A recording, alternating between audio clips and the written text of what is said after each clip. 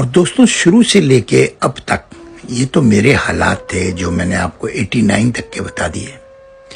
इससे आगे बढ़ने से पहले मैं आपको कुछ और बातें भी बता दूं। इस दौरान में मैंने अपने 2 भाइयों को जापान में बुला लिया था, छोटे भाइयों को। मैंने अपने तकरीबन 2-3 कज़नों को बुला लिया था जो यहाँ पर आ गए थे और जॉब वगैरह कर रहे थे। अच्छा, मेरे 2 भाइयों में से एक भाई जो था ना, वो जॉब नहीं करता था। कहीं भी उसकी जॉब लगाओ तो वो भाग जाता था, छोड़ देता था। और एक कज़न भी ऐसा ही था जो आज भी हयात है, मेरी फूफी का लड़का है। वो भी कहीं जॉब नहीं करना चाहता था, बस वो जापान में रहना चाहते थे खाली। तो मैं इन लोगों के स्टूडेंट वीज़े करवाता था। तो स्टूडेंट वीज़े कराने के लिए $1000 से $1500 लगते थे, जिसमें वो 6 महीने का वीज़ा देते थे। स्कूल की फीस भरनी होती थी। और फिर ये लोग स्कूल भी नहीं जाते थे, ना ही ये स्कूल जाते थे, ना घर जाते थे, ना जॉब पर जाते थे, सारा दिन सोते थे। मैं अपनी 2 बेटियों के साथ और बीवी के साथ जिस घर में रहता था, वहीं पे मुझे इनको रखना पड़ता था।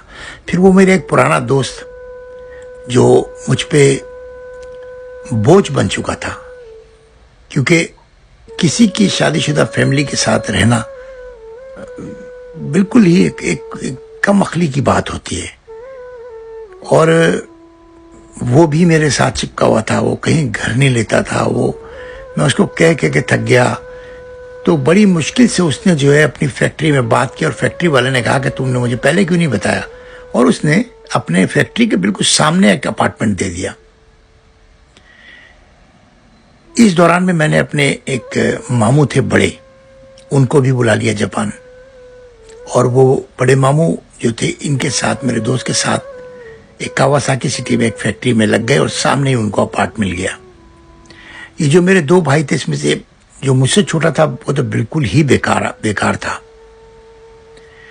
वो जो है ना जॉब करता था, ना कमाता था, ना कुछ, बस सारा दिन घर में रहना, टीवी देखना, भाई यही था। ये भी, और मेरा कज़न जो था वो भी ऐसा ही था। तो अब मैं इन लोगों का खर्चा उठा के थक गया था। मेरे 2 बेटियां थीं, जाहिर है मैं भी मेहनत करके कमाता था।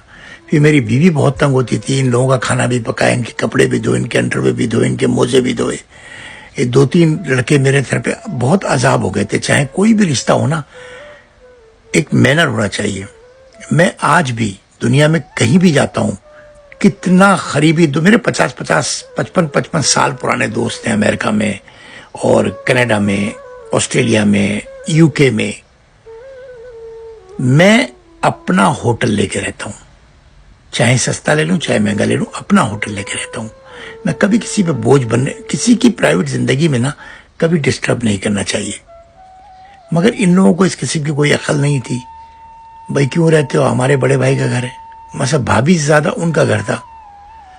वो मैं सब चीजें निभाता रहा, चलाता रहा, उनके खर्चे उठाता रहा। हालांकि मेरी बीवी नाराज होती थी, बहुत नाराज होती थी कि भाई हमारी कमाई से ये क्यों खाते हैं। फिर जॉब भी नहीं करते। पाकिस्तान में मैंने उस दौरान में अपनी बड़ी बहन की शादी की थी, फिर मेरा वलीमा वहाँ हुआ था, वो किया था। उसके अलावा मैंने अपने जो छोटा भाई जो था, इसकी भी शादी की थी मैंने। यानी बाप की औलाद की शादियां जो है ना, हमने की।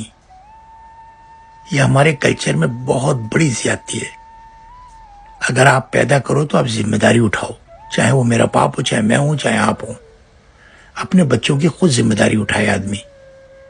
रिश्तों से नाजायज फायदे कभी मत उठाओ। मैं अपने माँ बाप को तो जितना दे सकता सब कुछ करके दिया। मैंने अपने भाइयों की शादियां की, 3 भाइयों की शादियां मैंने की, 2 बहनों की शादियां मैंने की, फिर अपनी 4 बच्चों की शादियां मैंने की यार। और वो भाई जो जिंदगी भर मुझे तकलीफ देते रहे, जिंदगी भर चोरियां करते रहे। जिस कारोबार में उनके साथ मैंने उनको बिठाया ना कि यहां देखो ये कारोबार है, बैठो, वहीं पर उन्होंने चोरियां की। चोरियां नहीं की, डाके डाले। ऐसा कर दिया कि काम ही खत्म हो गया। अब क्या क्या ये दुख दुनिया को आदमी बताए, लेकिन दिल चाहता है कि इनके मुंह पे इनको पकड़ के कहा जाए कि तुम लोगों ने मेरे साथ क्या क्या किया है। मैं अल्लाह को हाजिर नाजिर जान के कहता हूं इन तीनों भाइयों को मैं कयामत के दिन जरूर पकड़ूंगा, जरूर पकड़ूंगा। ये मेरा हक है, ये मेरा हक है। और एक उस शख्स को जरूर पकड़ूंगा जिसने जापान में मेरी पहली तनख्वाह ऊपर से लेके उड़ा भाग गया था और मेरा टिकट चुरा लिया था। इन लोगों को मैं कभी नहीं छोड़ूंगा। ये मेरे बस में नहीं है कि मैं इन्हें छोड़ दूं, क्योंकि ये बहुत ज्यादती थी। मेरी पहली तनख्वाह थी, मुझे उधार देने थे, मेरे पास खाने को पैसे नहीं थे, मगर वो किस दिल का आदमी था, वो पूरी तनख्वाह ले गया मेरी। और पूछो तो कहा कि नहीं, कुछ भी नहीं, मैं तो नहीं लाया। अब कुछ समझ में नहीं आया। वो सारे वक्त गुजार के अल्लाह ताला ने मेरा हाथ पकड़ लिया। मैं खाली 1.5 साल ही तकलीफ में रहा। 1.5 साल के बाद से अल्लाह ने मेरा हाथ पकड़ लिया। मैंने उसके बाद फैक्ट्रियों में भी काम किया, फिर कारपेट के काम में आ गया। कारपेट का काम करके मैं ट्रॉपिकल फिश के काम में आ गया। ट्रॉपिकल फिश का जब मैंने काम खत्म किया तो फिर मैंने जो है वो देखा कि सारे लोग गाड़ी का काम करते हैं। और मैंने योकोहामा में एक ऑफिस लिया, घर लिया, और वहां पर मैंने गाड़ी के काम की इब्तिदा कर दी। उस टाइम लोग गाड़ी के काम करते थे दुबई, न्यूजीलैंड या 1-2 कंट्रियां और थी, ज्यादा गाड़ी का काम होता नहीं था उस वक्त में। उस वक्त में नया नया काम शुरू हुआ था श्रीलंका की एक्सपोर्ट का।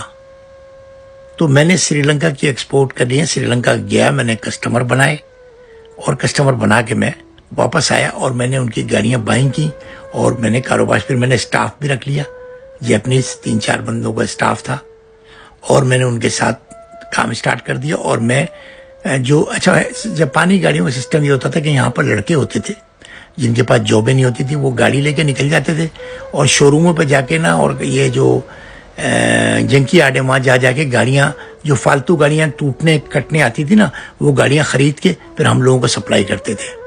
तो ऐसे बहुत सारे मेरे दोस्त थे। योकोहामा भी मेरे ख्याल उस वक्त में मुझे 50 लड़के जो है ना गाड़ियां सप्लाई करते थे। और वो सब ये कहते थे, खालिद भाई आपको गाड़ी देने में एक आराम है, आप दूसरे दिन सुबह पैसे डाल देते हो और लोग 1-1 महीने पैसे नहीं देते हमको, यार हम तो कैश में खरीदते हैं ना।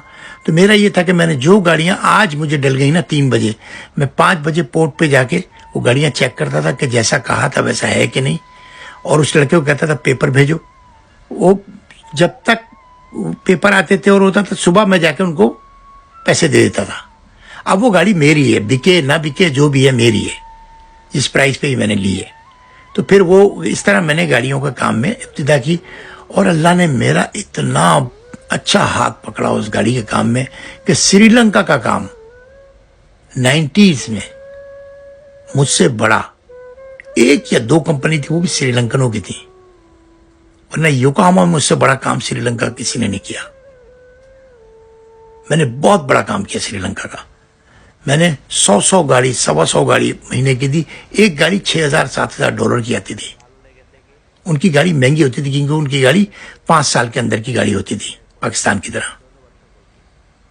लेकिन कस्टमर बहुत था, प्राइस भी आपको मुंह मांगे मिलते थे। $3,000-2,000 हर गाड़ी पे प्रॉफिट था। वो करता रहा। वो काम श्रीलंका का जब हुआ, उसके अंदर भी एक ट्रेजेडी आई। एक श्रीलंकन बायर था मेरा, उसका नाम था वीरा सिंह। जी हाँ, उसने मुझे एक फोन किया और मुझे कहा कि यार, वो महीने में 1 आध गाड़ी लेता था मुझसे, कि मैं जापान आ रहा हूं तो क्या मैं तुम्हारे पास रुक जाऊं। मैंने कहा मेरे पास तो घर तो नहीं रुक सकते, लेकिन चलो ऑफिस में रुक जाना, ऑफिस में 1 कमरा फालतू है। और फिर मैंने उसको, वो जापान आ गया और जापान आके उसने दूसरे दिन मेरे साथ बैठ के मेरे सामने $1 लाख रखे। मेरा काम था कम अज कम $70-80 लाख का। $1 लाख रखे और कहा मैं पार्टनरशिप चाहता हूं। और वो मैंने गलती की, हाँ कर दिया।